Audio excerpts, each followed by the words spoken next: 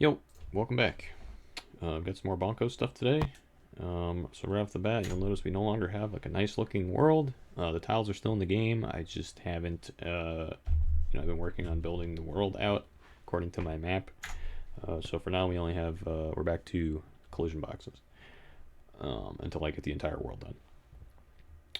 So, you'll notice in the upper right hand corner, we have this nice mini map now. Just make a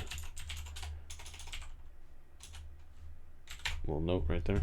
Okay, so we got this mini map, which is great, and it works depending on where you're at in the room. So if I move to the right, it will follow me, which is great, and it flashes the color inside to indicate which one is where you're at. You'll notice this big giant yellow square.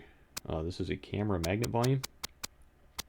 At least that's what I'm calling it. You can call it like an influence volume or something, I guess, but it's just an area where once Bonko like touches it, you can see the camera like lerps to that position, right? And then once he leaves it, it lerps back to where he's at.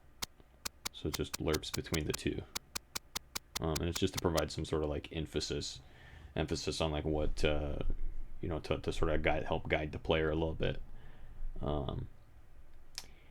And so yeah, and we also have room transition animations now. So you'll see when I go through this door, fades out, transitions, and then fades back in. That's really nice. You can't actually leave this area unless you know that you can ledge grab. So like this is an area where it's like, okay, well, number one, you have to learn how to jump. This is max jump height right here, this very first jump. And if you miss, you'll grab the ledge anyway. So like you'll learn. And then whether you missed or not, you can't actually get up this one without ledge grabbing. So you have to ledge grab. So it's like a little way to teach the player like, hey, game's a little forgiving, you're fine. Then you notice we use the magnet volume up here I guess I use the magnet volume up here to just sort of keep the camera in a nicer place so it's not like too low. So yeah. And then so we'll keep going, I guess. This is sort of like the beginning of the game right here. So this would be like kind of wake up in like a quarantine area, and you're like, how do I get out?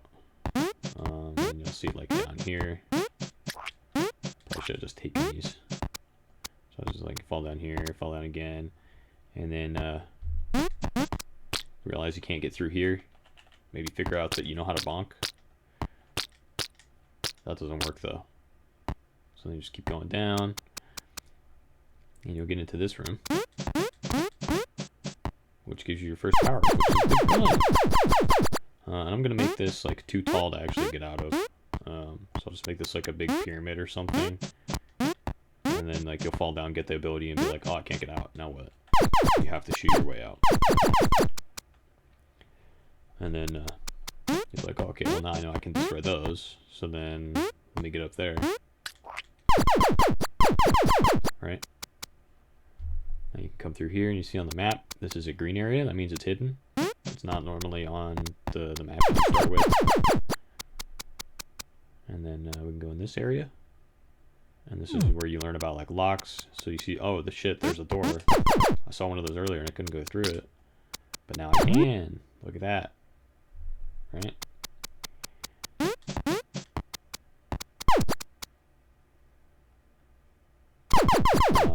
Fun fact, this whole time I've been using a DualShock 4 controller for PlayStation natively.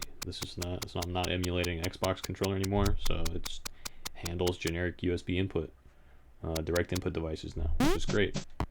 It also supports hot swapping, so I could just unplug this and then go to keyboard if I want.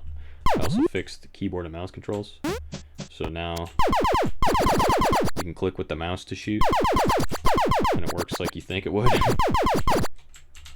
And then right clicking is jump. I debated making it space, but it felt weird, coming from like FPS controls where A and D is like strafing. It doesn't feel natural to press space bar and left and right at the same time, right? It doesn't quite feel right. So I bound it to mouse instead, so it's on your other hand. So right mouse is aim, and then shift is like aim up. Later on, we get missiles. Space will toggle missiles while you're holding it, and then control will put you in the morph ball. But for now, let's hot plug back in my DualShock 4 controller, because that's also a new feature. There we go.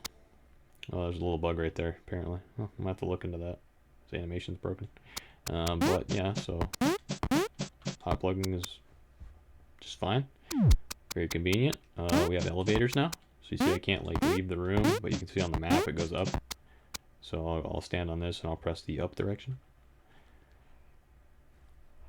And Bonko just kind of sits and waits, which is nice. And then the camera, once we get into this volume and I'm no longer on the elevator, it snaps to the, it will lerp to the magnet volumes location. And that's only if you're not on the elevator. So it just helps the animation look a little nicer, a little cleaner, a little more polished, which is nice. Yeah, I'm gonna keep going here. There's a little secret area. This will be not immediately obvious. If you look at the map up there, there's no indication on the map that there's an area over here. But you know, you can like break a little wall over here or something and hop on in, get your first upgrade, and you can see there's a little circle on the map to indicate that, hey, there's something weird is in here. You know, maybe you should take a look around. Maybe I'll put this upgrade like in the ceiling or on the wall over there somewhere or something. Just hide it better. But for now, it's just in this block, and you can shoot it, and there it is. And that gives you your first health upgrade. So now you know you can increase your max health, which is nice. But if you don't know that, if you don't get in here, then you won't have a little extra health. So you get like rewarded for exploring, right? And kind of like being aware of your surroundings. In here is a save room. Saving doesn't actually work yet, just a placeholder graphic. That's it. But this is a save room. It will be later. And then over here is like a big room. So we're like exploring. Whee! Oh, I fell.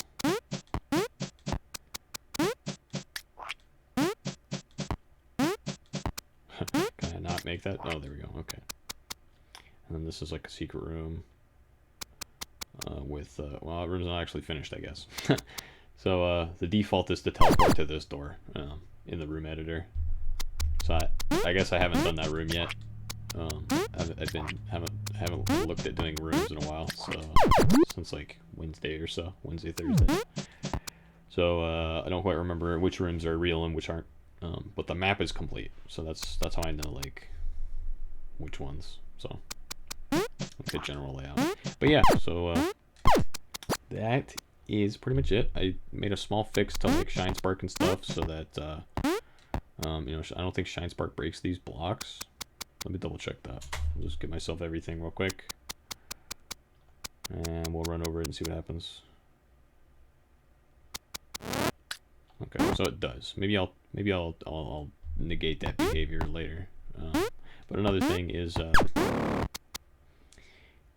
Shine Spark didn't actually work correctly, and I also figured out a way to clip through the ceilings of objects, and you can clip outside the room. So like during the animation, during this animation, he rises upwards slightly, and if you do that next to the ceiling, he'll clip into the object, and then when his collision detection resumes, he'll clip on top of it like this, like immediately. And so that's not good. So I fixed that, and then Shine Sparking also didn't work with room transitions. You would just continue during the transition into the room while the screen was black, and that didn't work, obviously. And so I fixed that.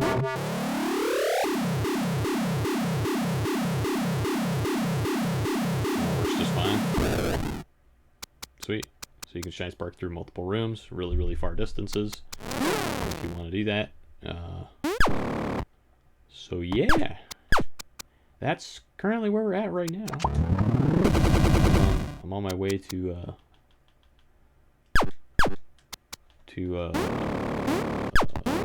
morph ball. So like morph will be the next upgrade. So you can use the gun to, man, that's really convenient now that I haven't had one. But yeah, like you'll take this door, I know that this room's not complete yet, so you know, go up and around and explore some more, find some stuff, and then eventually stumble upon a boss, and then get Morph Ball. But yeah, so it's not complete yet. So you just kind of clip through the outside of the door and, you know, fall to your doom. You can see that because my Y coordinate is increasing forever. But yeah, so that's currently where we're at with Bonko. Thanks for watching.